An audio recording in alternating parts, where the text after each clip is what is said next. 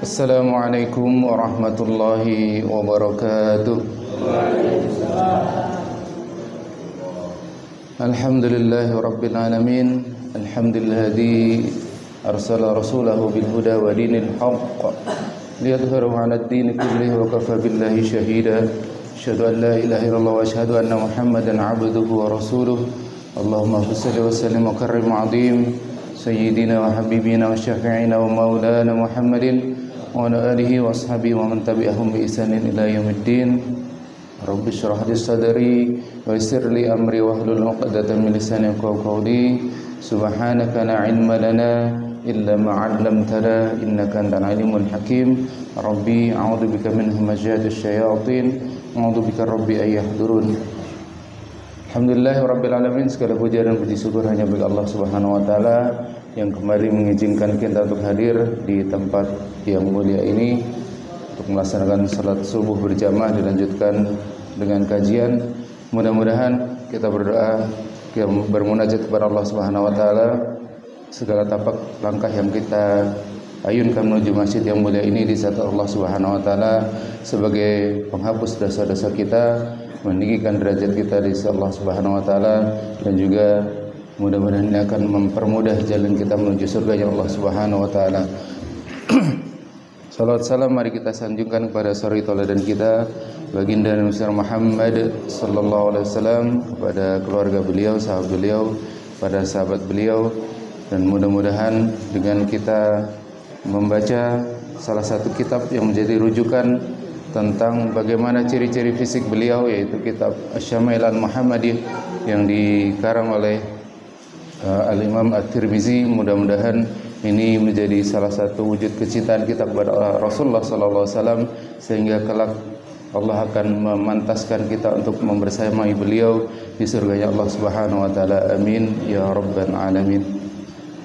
Kembali kita patut bersyukur kepada Allah Subhanahu wa taala karena barang siapa yang menginginkan dunia maka dia harus meraihnya dengan ilmu, dan barang siapa yang ingin meraih akhirat maka dia juga harus meraihnya dengan ilmu.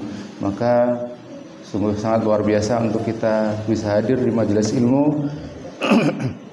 Salah satu ulama menyebutkan bahwa minimal kita seminggu itu ada sekali kita hadir di kajian, di majelis ilmu, hadir di majelis ilmu. Seberapa sibuk pun kita, minimal satu minggu itu ada waktu yang kita sempatkan untuk hadir di kajian majelis ilmu maupun majelis zikir.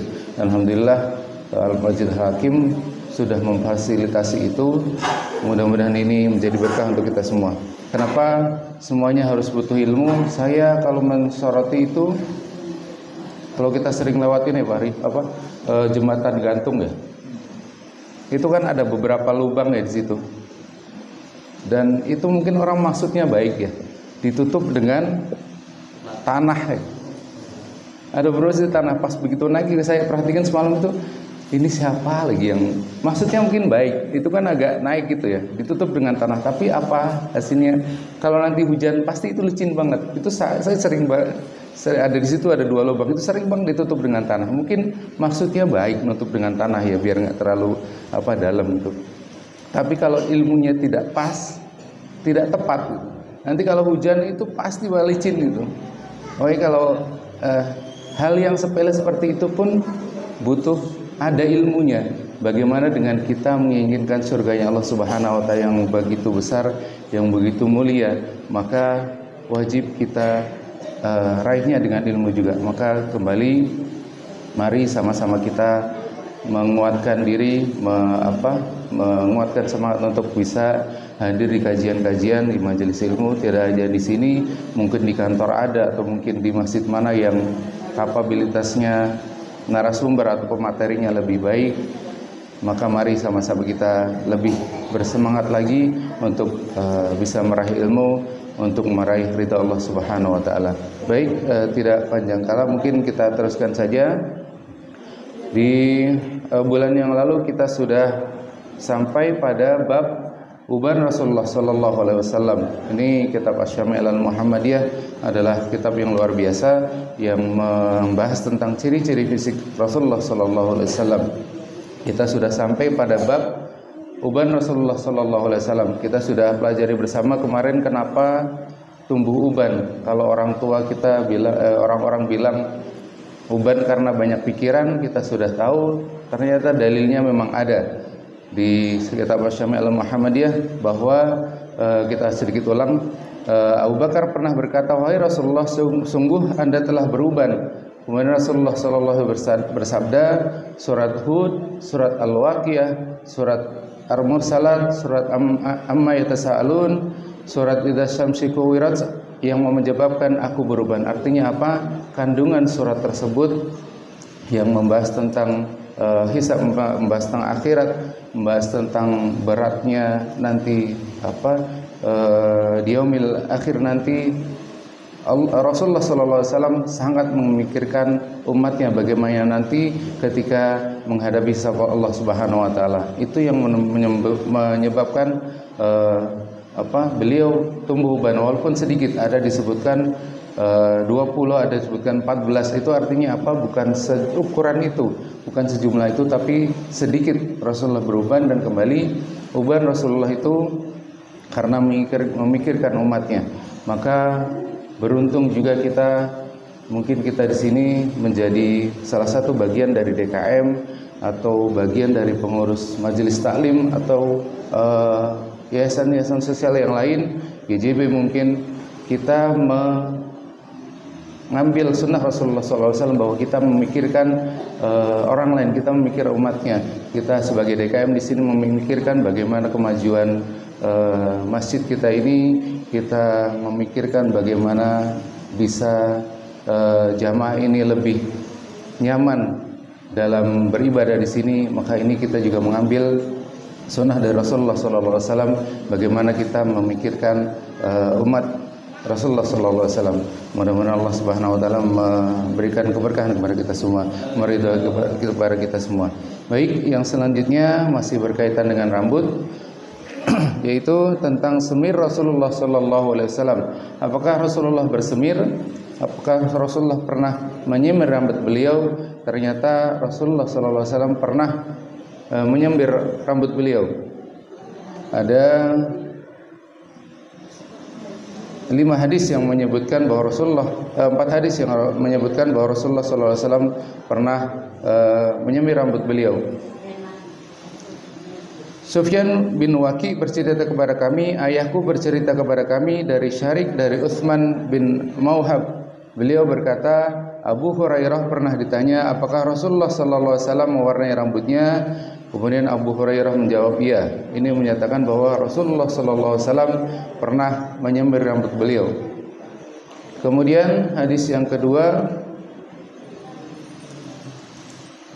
Ibrahim bin Harun bercerita kepada kami, An-Nadr bin Zurarah bercerita kepada kami, Abu Janab dari Iyad bin Naqid dari Jazamah istri Bishr al-Khasasiyah, ia berkata, saya melihat Rasulullah keluar dari rumah dan mengeringkan rambut beliau dengan handuk. Saat itu beliau baru saja mandi. Saya melihat pewarna dari daun inai di rambut beliau. Ini daun inai yang Rasulullah SAW gunakan untuk menyemir rambut.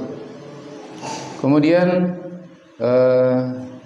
hadis selanjutnya dari Humaid memberitakan kepada kami dari Anas, beliau berkata, aku pernah melihat rambut Rasulullah SAW disemir. Juga hadis keempat dari Hamad berkata, Abdullah bin Muhammad bin Uqail memberitahukan kepada kami, ia berkata, aku pernah melihat potongan rambut Rasulullah SAW disemir saat berada di tempat Anas bin Malik. Ini menyebutkan bahwa Rasulullah SAW pernah menyemir rambutnya. Lantas apa warna semir apa yang sunnah yang pernah dilakukan oleh Rasulullah SAW? Yang pertama adalah warna merah. Kalau kita lihat Habib Umar yang dari Tarim, Yaman, Hadramaut, itu rambut beliau sampai janggut beliau itu diwarnai, disemir dengan warna merah, karena Rasulullah pernah menyemir dengan warna merah. Jangan-jangan yang anak-anak yang pang atau mungkin itu salah satu juga mungkin kalau niatnya mengikuti sunnah Rasulullah SAW mungkin ya. Itu karena beliau Rasulullah SAW pernah menyemir dengan warna merah dan juga pernah dengan warna kuning, karena menggunakan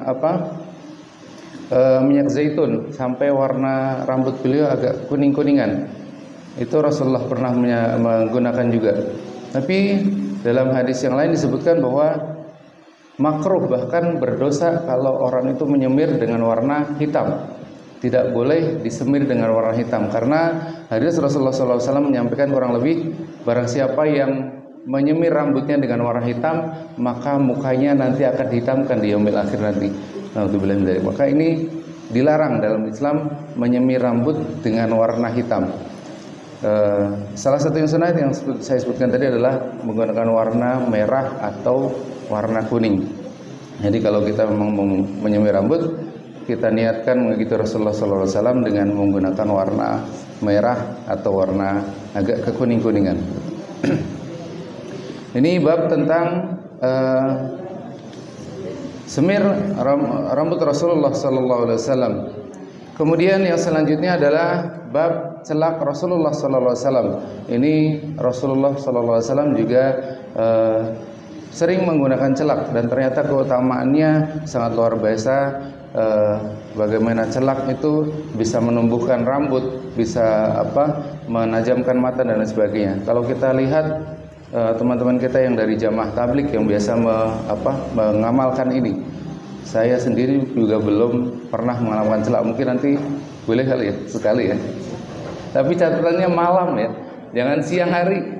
Laki-laki siang hari pakai celak, ini salah, kurang tepat karena Rasulullah SAW itu malam hari ketika beliau akan tidur menggunakan celak, kemudian ketika nanti beliau sudah terbangun itu celaknya sudah mulai hilang. Itu yang dilakukan oleh Rasulullah SAW. Tapi ada saudara-saudara kita kadang yang memakai laki-laki lagi memakai celak di siang hari, ini kurang tepat.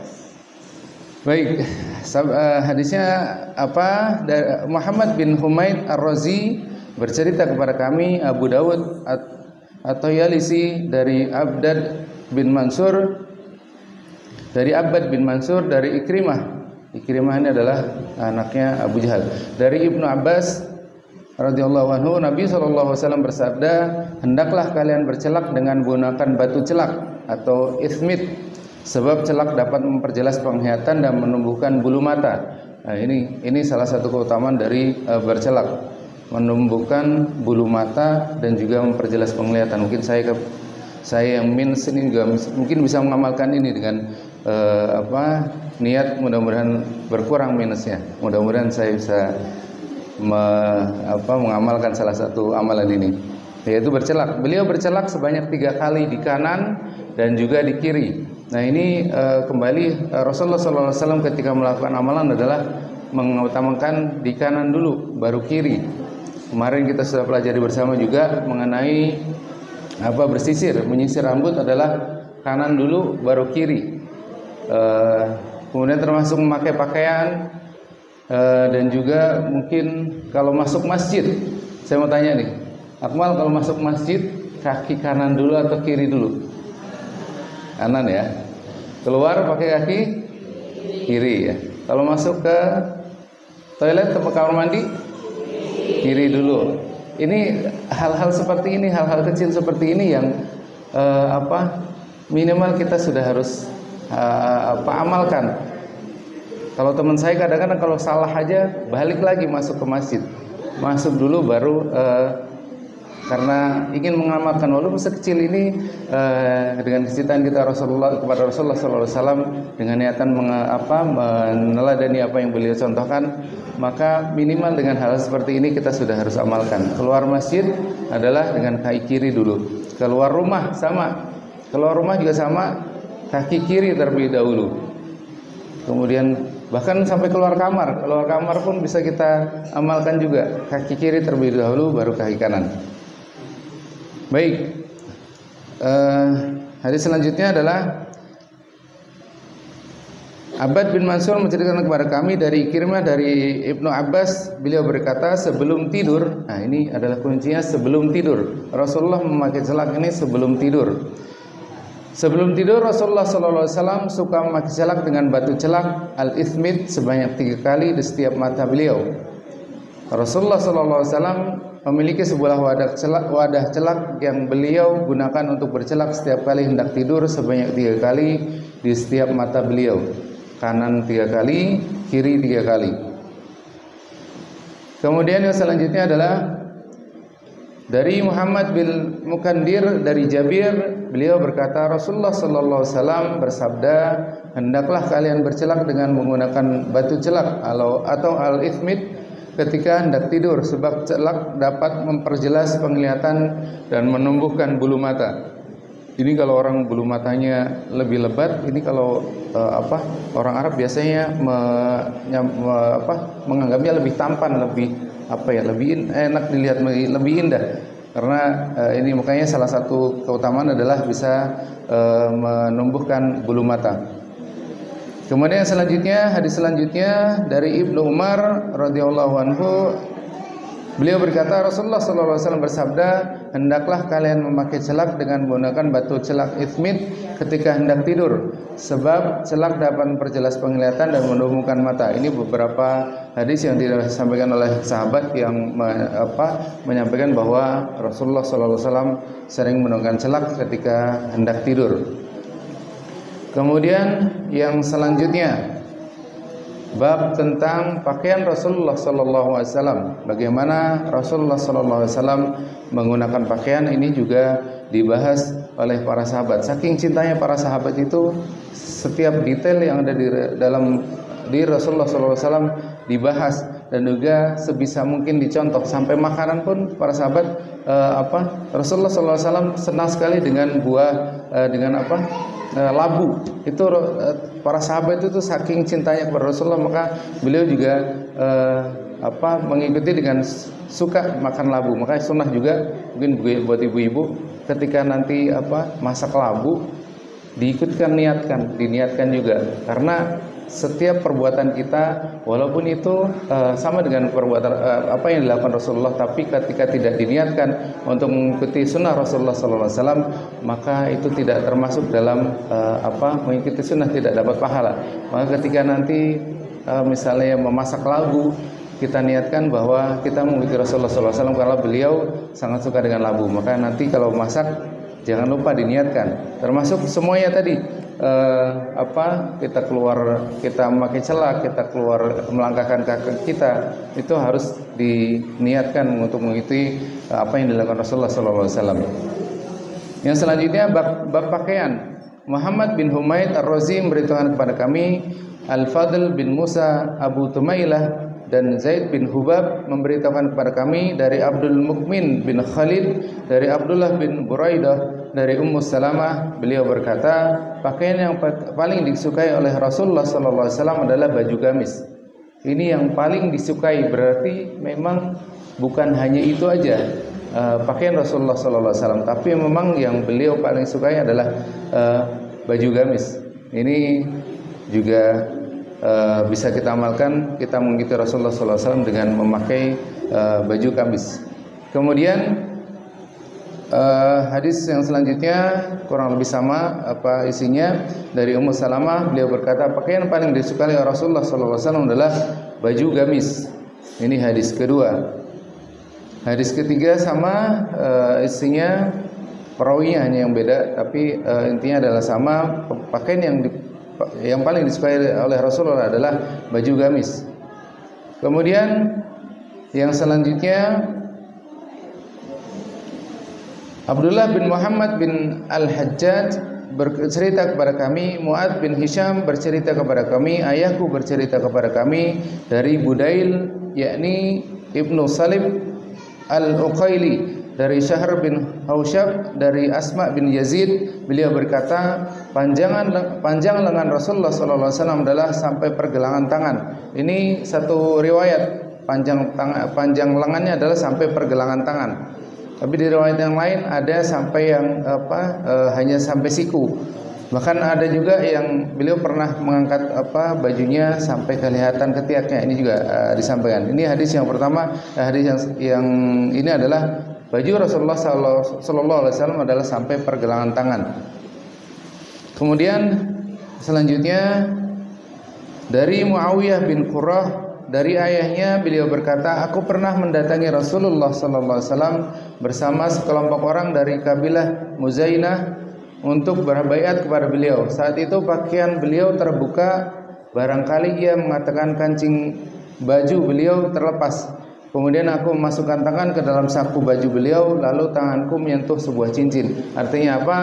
Bahwa baju Rasulullah SAW juga pernah memakai kancing, ada kancingnya. Ini juga pernah dipakai oleh Rasulullah SAW. Jadi kalau gamis biasanya nggak ada kancingnya, atau mungkin ada yang sedikit. Nah itu seperti Bapak ya, ada kancingnya. Jadi Rasulullah pernah juga memakai gamis yang tidak ada kancingnya, tapi ada juga yang memakai kancing. Kemudian yang selanjutnya dari Habib bin Ash-Shahid, dari Al-Hasan, dari Anas bin Malik, suatu hari Nabi SAW keluar rumah dengan bersandar kepada Usamah bin Zaid dengan mengenakan pakaian kitar atau jenis pakaian terbuat dari kain katun dan di dalamnya ada warna merah. Jadi Rasulullah juga pernah menggunakan warna merah yang diletakkan di pundak beliau. Kemudian beliau melaksanakan salat Jumat bersama para sahabat. Ini kalau dari hadis ini Rasulullah SAW pernah juga menggunakan gamis berwarna merah. Kemudian selanjutnya dari Abu Sa'id Al-Khudri, ia berkata apabila Rasulullah SAW mengenakan pakaian baru, beliau menamakan pakaian itu dengan namanya, seperti sorban, baju dan selendang. Setelah itu beliau berdoa. Ini doa yang sunnah kita baca ketika memakai pakaian. Ya Allah, artinya ya Allah, segala puji hanya bagimu, sebagaimana engkau telah memberikan aku pakaian dan aku mohon kepadamu kebaikan pakaian ini. Ini sunnahnya. Mungkin redaksinya tidak harus seperti ini, tapi kurang lebih seperti itu. Kita memuji Allah yang telah memberikan pakaian, segala puji kebaikan telah memberikan aku pakaian. Aku mohon kepada engkau kebaikan pakaian ini serta kebaikan sesuatu yang diciptakan untuknya, dan aku berlindung kepadamu dari keburukan pakaian ini serta keburukan sesuatu yang diciptakan untuknya. Artinya redaksinya tidak harus sama juga, tapi intinya memakai pakaian pun kita disunahkan untuk membaca doa, yaitu kita memuji Allah, kita mohon kebaikan dari pakaian dan juga berlindung dari keburukan dari pakaian tersebut. Kemudian yang selanjutnya adalah dari Anas bin Malik, beliau berkata pakaian yang paling disukai Rasulullah SAW adalah hibarah, yaitu jenis pakaian katun dari Yaman.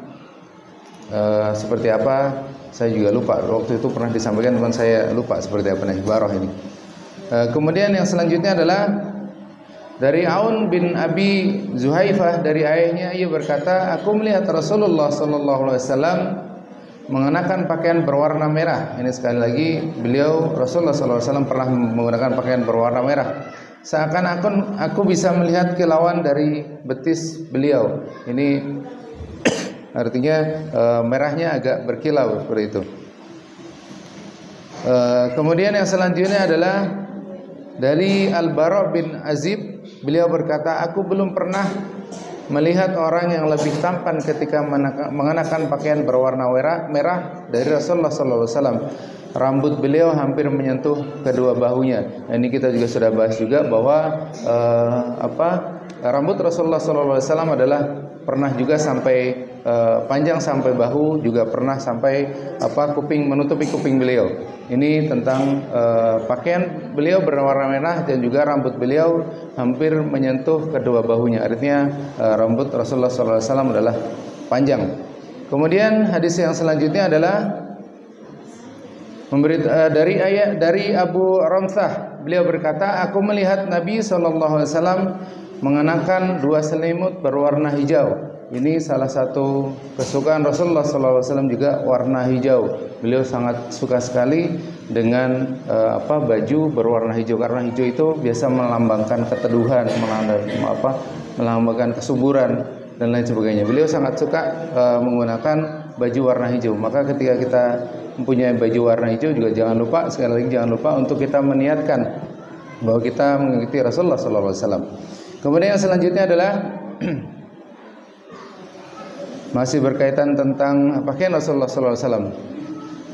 Dari Qailah binti Makramah, beliau berkata aku pernah melihat Rasulullah SAW mengenakan dua helai pakaian.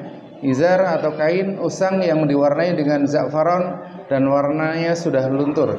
Ini artinya apa?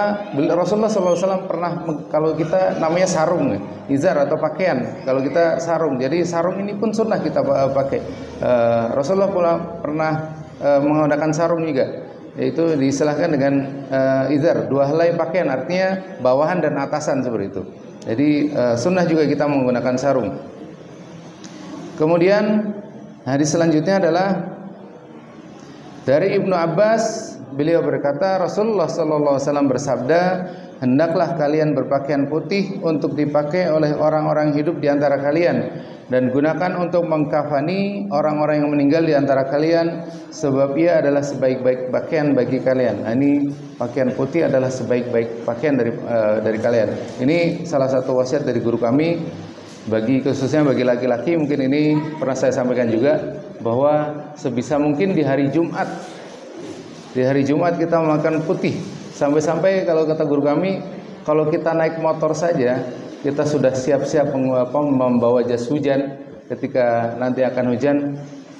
Maka seperti itulah kalau hari Jumat misalnya kita bekerja menggunakan seragam atau menggunakan apa, maka kita siapkan, kita bawakan baju putih untuk kita pakai saat sholat Jumat.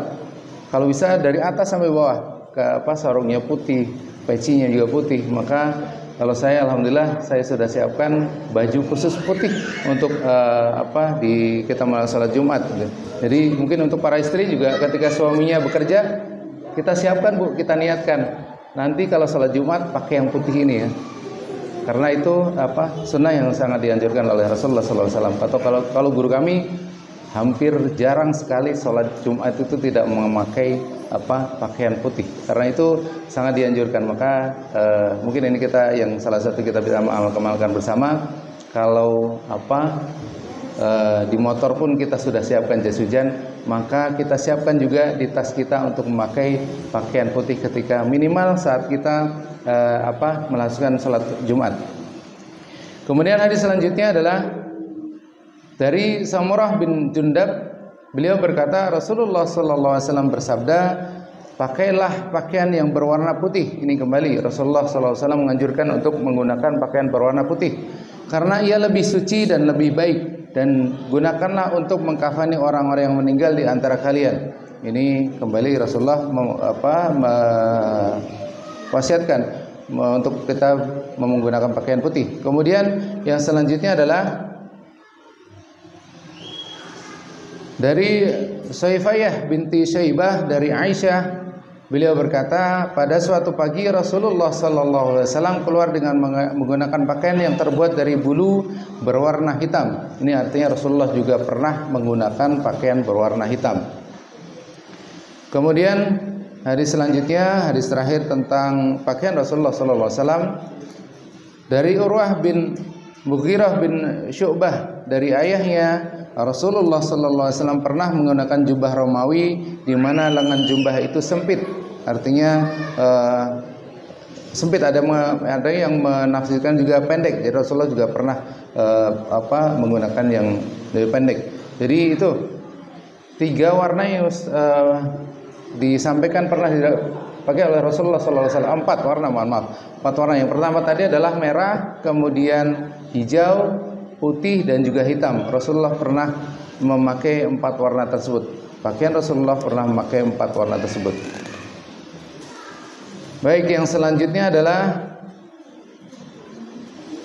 bab kehidupan Rasulullah SAW. Qutaibah bercerita kepada kami, Ja'far bin Sulaiman Ad-Duhaibi bercerita kepada kami dari Malik bin Dinar. Beliau berkata, Rasulullah SAW sama sekali tidak pernah memakan roti ataupun daging sampai kenyang, kecuali ketika dhafaf.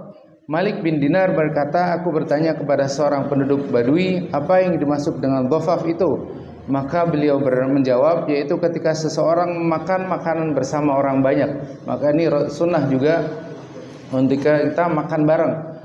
Di dalam hadis yang lain dikatakan adalah Rasulullah itu tidak pernah 2 kali makan kenyang, 2 hari itu berturut-turut makan kenyang, kecuali beliau sedang makan bersama para sahabat. Kalau beliau makan bersama para sahabat itu beliau lahap sekali karena beliau menikmati, beliau sambil bersilaturahmi dengan sahabat beliau sampai beliau itu sangat kenyang. Tapi kalau beliau makan sendiri itu beliau tidak pernah sampai kenyang. Bahkan kemarin yang saya dapatkan di pernah hadir di Maulid yang di Masjid Nurul Amal, dikisahkan bahwa Rasulullah itu bersama Ali dan juga Hasan dan Husain. Beliau ketika sedang mau makan, di meja sudah tersedia daging, roti, susu. Tapi beliau baru mau makan, datanglah orang yang fakir mengetuk pintu beliau. Assalamualaikum ya Rasulullah. Waalaikumsalam. Rasulullah menjawab, siapa kamu? Saya ini orang fakir yang kelaparan. Kemudian Rasulullah SAW, apa yang diberikan Rasulullah SAW? Di situ ada daging, ada roti, ada susu. Maka ketika yang datang pertama kali adalah hal yang terenak, makanan terenak, maka Rasulullah SAW memberikan daging itu kepada si fakir itu. Kemudian datang lagi, baru mau makan, kata beliau masih ada roti yang bisa kita makan dengan susu. Baru mau makan, datang lagi seorang fakir yang lain mengetuk pintu Rasulullah. Kemudian Rasulullah bertanya, siapa kamu? Aku ini adalah fakir yang kelaparan. Kemudian dikasih lagi sama Rasulullah rotinya. Datang yang ketiga, meminta kelaparan juga, maka beliau kasihlah susunya. Jadi kemudian apa yang dikatakan oleh keluarga Ali dan juga Hasan dan Husain, maka dikatakan kepada Ali dan juga Hasan dan Husain adalah berarti rezeki itu belum rezeki kita. Berarti apa yang di depan kita belum tentu rezeki kita. Bisa jadi itu rezeki oleh orang lain. Maka ini sangat luar biasa sekali. Kalau kita mungkin hampir susah untuk seperti itu, tapi mungkin ya inilah Rasulullah SAW, luar biasanya Rasulullah SAW sampai ketika Raja Romawi itu yang diceritakan tentang Rasulullah SAW itu sampai hampir memeluk Islam karena keagungan Rasulullah SAW. Karena para sahabat itu sangat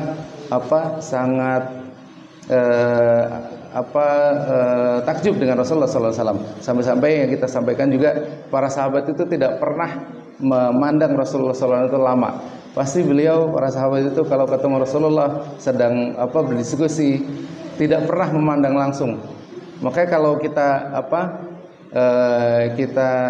belajar dari riwayat-riwayat yang menyatakan bahwa bagaimana fisik Rasulullah SAW itu tidak ada, hampir jarang yang itu dari para sahabat senior, karena beliau itu, para sahabat itu nunduk saja kalau ketika berhadapan dengan Rasulullah itu. Tidak kuat untuk memandang wajah Rasulullah SAW. Maka kalau hadis-hadis tersebut itu biasa diriwayatkan oleh Anas bin Malik, sahabat-sahabat yang waktu itu usianya masih muda. Karena beda, karena mereka masih berani memandang Rasulullah SAW dengan berlama-lama. Dan tapi ini adalah salah satu hikmah yang kita ambil dari sahabat-sahabat yang usia masih muda inilah, kita bisa mengenal lebih dekat fisik Rasulullah sallallahu alaihi wasallam. Itu tadi berkaitan dengan kehidupan Rasulullah sallallahu alaihi wasallam, bahwa beliau ketika makan kenyang itu ketika beliau makan bersama para sahabat. Maka mungkin biasanya kalau di ganggang kadang-kadang suka makan bareng ya. Jangan lupa menyisipkan niat kita Rasulullah SAW, bahwa Rasulullah sangat senang untuk makan bareng-bareng dengan para sahabat. Kalau biasa ada beberapa gang sini yang suka makan bareng itu, kembali jangan lupa disisipkan niat ini untuk kita makan bersama para sahabat. Namanya ghafaf kalau istilahnya. Kemudian yang selanjutnya adalah sedikit lagi tentang sepatu Rasulullah SAW. Ini ada 2 hadis saja, insyaallah sampai sandal Rasulullah SAW. Baik, sampai sepatu Rasulullah SAW. Hanad bin As-Sari bercerita kepada kami, Waki bercerita kepada kami dari Dalham bin Salih, dari Hujar bin Abdillah, dari Ibnu Buraidah, dari ayahnya, Raja Najasyi pernah memberi hadiah sepasang sepatu berwarna hitam pekat kepada Rasulullah sallallahu alaihi wasallam. Beliau pun memakainya kemudian berwudu dan mengusap sepatu tersebut. Nah, ini salah satu dalil bahwa ketika biasanya di tempat yang sangat dingin, ini kita boleh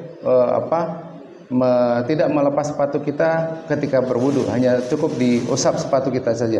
Ini boleh kita lakukan, tapi ada syarat dan ketentuan berlaku. Kalau di sini ini tidak bisa kita amalkan, sama sekali kita tidak bisa amalkan. Dan juga pelajaran yang kita bisa ambil di sini apa? Rasulullah mendapatkan hadiah sepatu dari Raja Najasyi dan beliau pakai.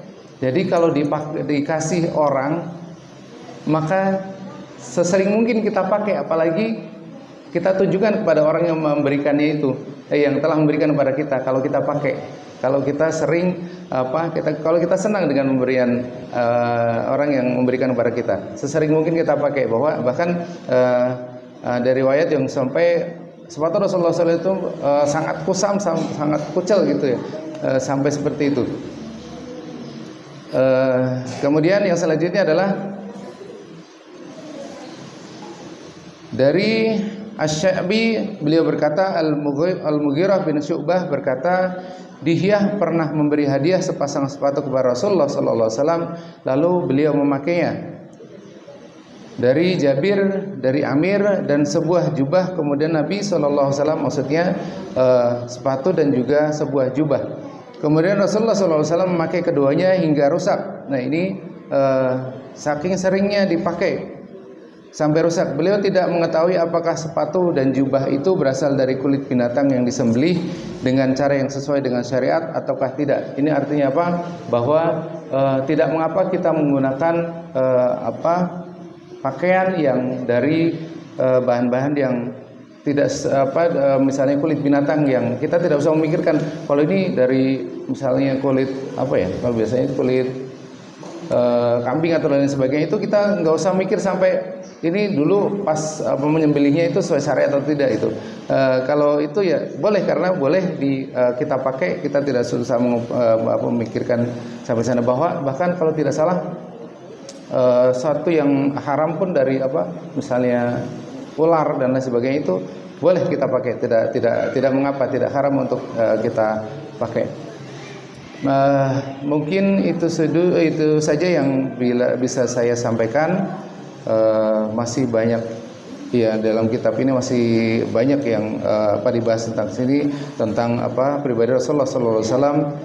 Ini kita baru sampai bab sepatu Rasulullah sallallahu alaihi wasallam, dan Allah Subhanahu. Ini masih banyak sekali, masih tentang sandal Rasulullah, cincin Rasulullah sallallahu alaihi wasallam.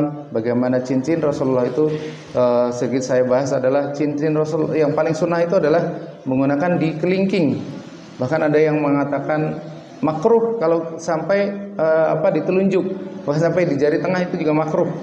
Kalau kita lihat ada tesi kalau dulu sampai 5-5-nya dipakai itu tidak tepat, itu ada yang bilang makruh.